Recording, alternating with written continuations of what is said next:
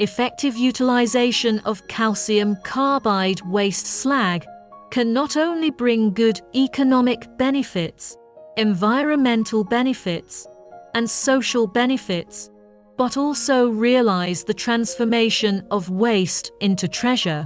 The test curve of calcium carbide slag ball press shows that there are large pores in the body of the original calcium carbide slag at the beginning of pressure, and the compression increases quickly.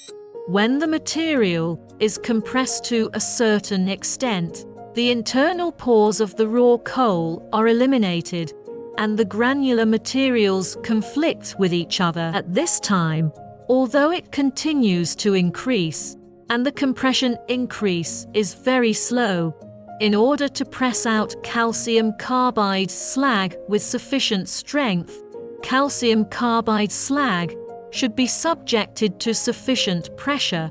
Generally, it is required to compress to the basic removal of pores, the degree of intercalation of particles, and the curve of molding pressure and compression rate, also known as the molding characteristic curve.